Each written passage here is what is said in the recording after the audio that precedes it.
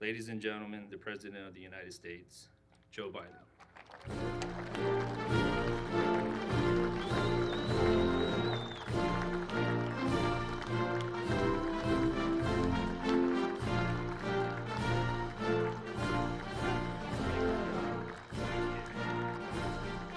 Hello, hello, hello.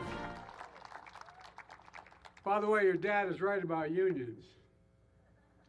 Your dad is right. Unions built the middle class. Wall Street didn't. Unions built the middle class. So thanks, Tillman, for that introduction. And union sheet metal worker, proud member of the Navajo Nation, you're going to be building the future here in Arizona.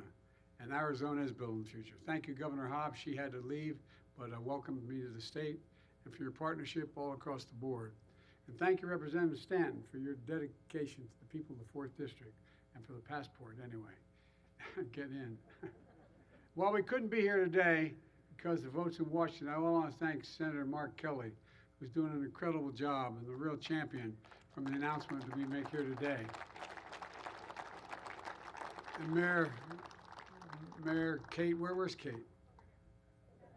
Thank you, Kate. You're an incredible mayor. You're doing a great job. And Mayor Chandler Harkey. And I guess I'm technically in your city, right? All right. I'll behave. We're also joined by one of the brightest men or women I've ever known, Gina Raimondo, our Secretary of Commerce. And I'm not joking about that. And Pat Gelsinger, CEO of Intel. Aaron Butler, President of Arizona Building Trades. What a combo, man. And other union leaders are here today. Thank you for your partnership and showing how we get big things done in America, and we can do it again and again. I've asked Pat and many other business leaders this question, and I mean it sincerely. Met with the Business Roundtable. Please have a seat, by the way. You're all standing. I'm sorry, I didn't realize you're still standing.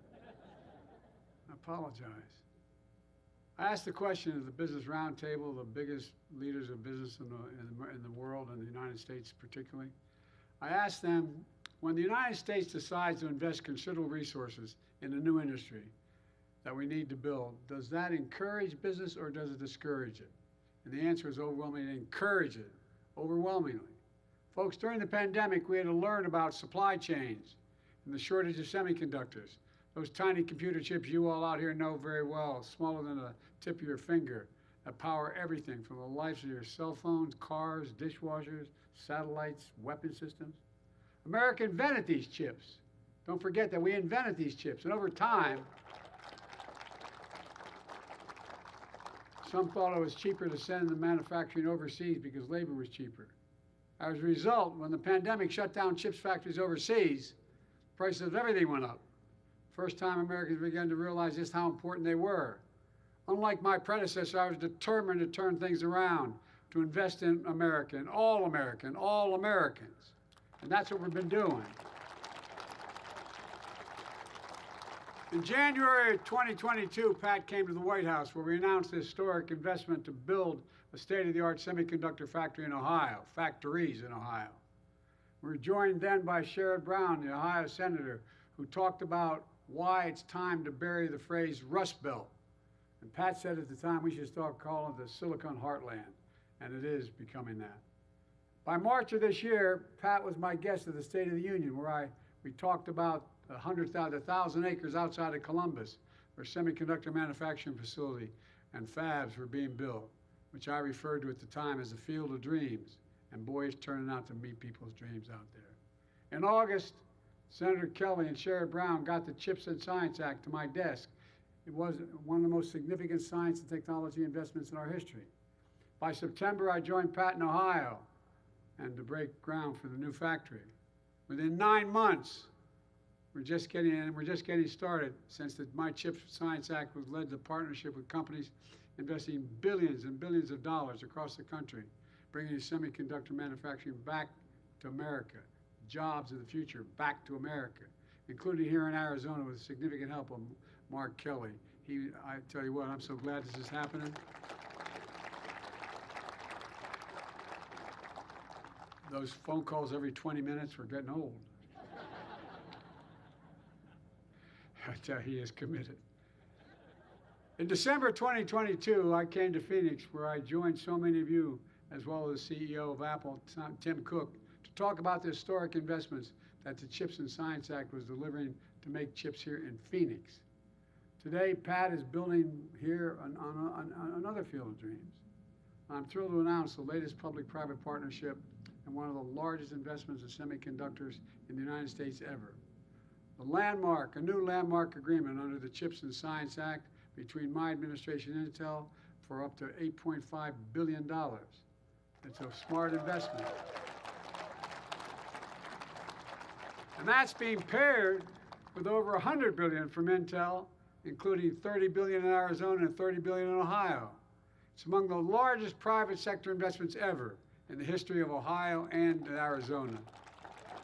And this historic funding will be used to build new semiconductor fab facilities and modernize and expand existing ones in Arizona, Ohio, New Mexico, and Oregon. Combined, it will create nearly 20,000 construction jobs, many of which will be union jobs. And I made it real clear,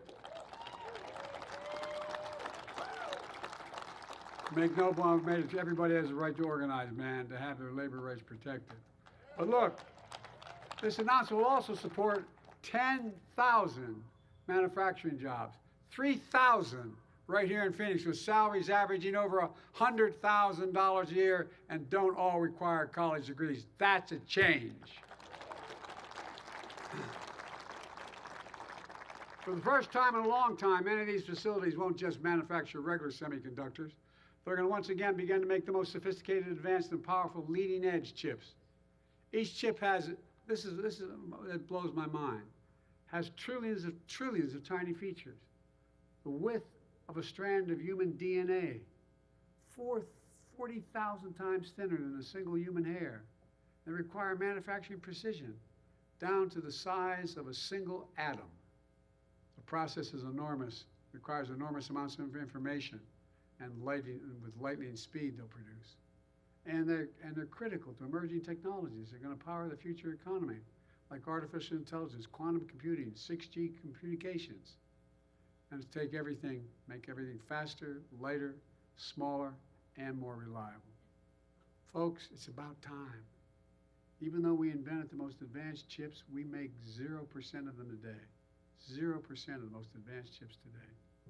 Nearly all manufacturing of leading-edge chips across the entire industry moved overseas to Asia years ago. That's why today's investment is such a big deal. We will enable advanced semiconductor manufacturing to make a comeback here in America after 40 years. It's going to transform the semiconductor industry and create entirely new ecosystems, entirely new research and design, and manufacturing and advanced chips in America. By the way, parenthetically, I said we're going to become the manufacturing capital of the world again. People looked at me like I was nuts. Where the hell's it written saying we're not going to be the manufacturing capital of the world again? We've already created 825,000 new manufacturing jobs, and you're just getting us started. There's not a damn thing America can't do if we set our mind to it. It's going to put us on track to manufacture 20% of the world's leading-edge chips by the end of the decade. And right here in the United States, Intel is committed to net zero greenhouse gas emissions by 2040, and using 100% renewable electricity to power these fabs. And there's more, because this isn't just about investing in America. It's about investing in the American people as well. That's why we're dedicating $50 million of CHIPS funding to partner with Intel and community stakeholders like community colleges, state and local governments, labor unions, and universities to train a new generation of workers for the semiconductor industry. That way, people don't have to leave their hometowns to get good paying jobs and support their families. And here in Arizona State University is expanding its engineering program. Gets this, every time, you guys know this, every time I say it and I talk about it, it's just astounding to me. It's going to expand their engineering to over 10,000 additional students. 10,000 additional engineering students. Community colleges are training new technicians and launching free semiconductor technician programs led by Intel employees. Local unions are building training centers for apprenticeships. And Intel is investing in semiconductor education starting as early as high school, so students get hands-on experience and a path to good-paying jobs, whether or not they get to go to college. The same thing is happening in other states as well. It's all part of my Investing in America agenda, which has attracted $675 billion. $675 billion in private sector investments and ignited a manufacturing boom in America, a clean energy boom, a jobs boom, all here in America, finally. Since I took office, America's had the strongest growth of any major economy in the world. Nearly 15 million new jobs, the longest stretch of unemployment under 4% in 50 years. 450. Growth is strong. Wages are up more than prices. Inflation is down dramatically. We have more to do, I get it, we have more to do, but no question our plan of delivering for the American people is working now. And since I came to office here in Arizona, because of your investment in the American agenda, we've deployed and developed nearly $8 billion in federal funds to upgrade infrastructure and clean energy. Right here in Arizona, we've created 300,000 new jobs. Let me say that again. In Arizona, 300,000 new jobs. Because I was finally able to beat big pharmaceutical companies. Because Medicare, I've been trying for years, but Medicare now has the power to negotiate lower prescription drug costs for seniors, including 1.4 million seniors right here in Arizona. And to put this in perspective, whatever prescription you have made by any American drug manufacturer, jump on Air Force One, they'll fly to any country, any major city in the world, from Toronto to Berlin to Baghdad, anywhere around the world. We'll get off the plane, you bring that prescription into that country, you'll be able to buy it for 40 to 60% less. It's wrong.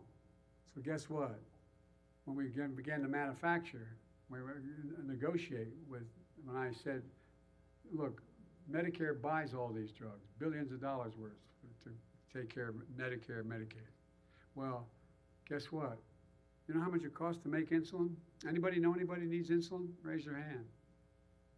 You're darn right. Well, guess what? It's now $35 a month. You know how much? It was $400 a month.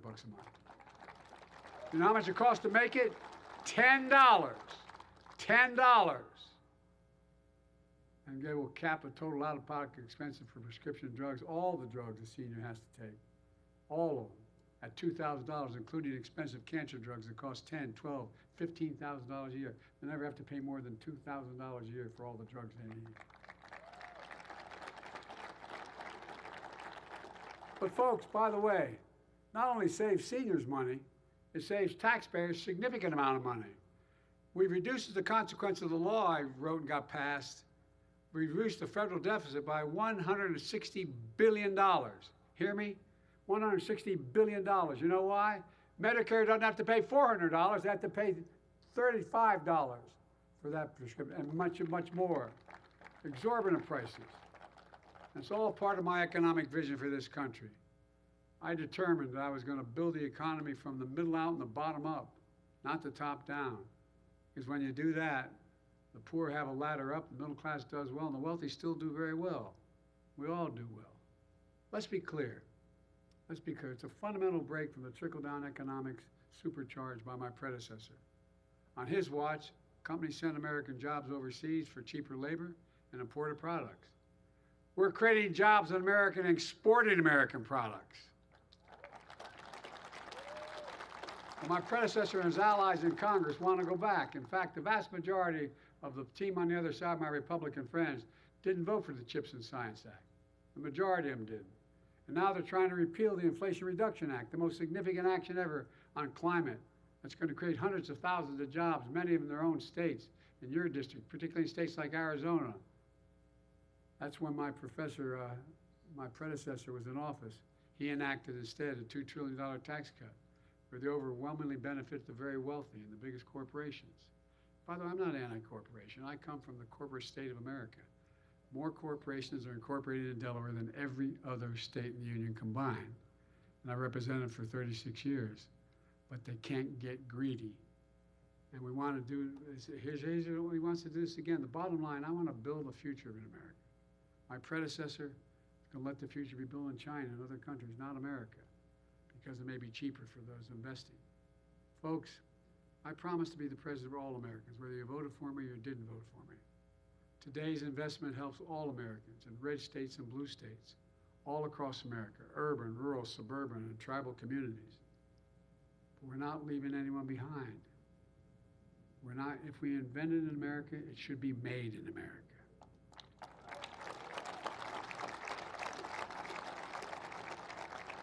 And include all of America.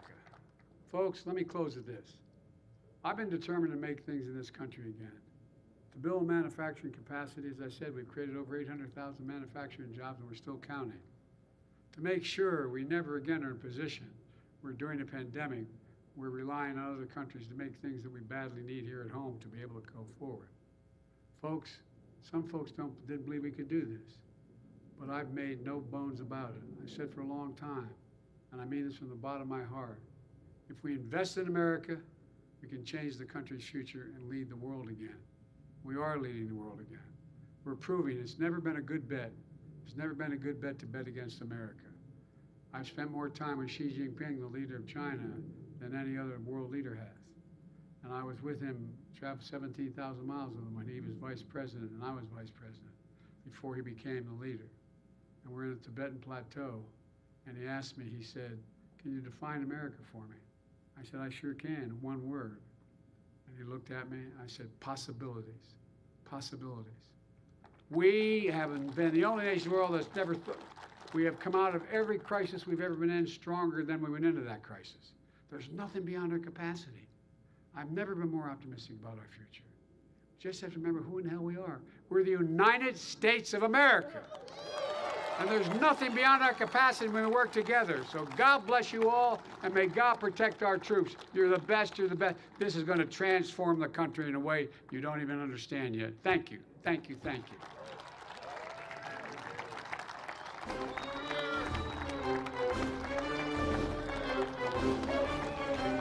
Thank you.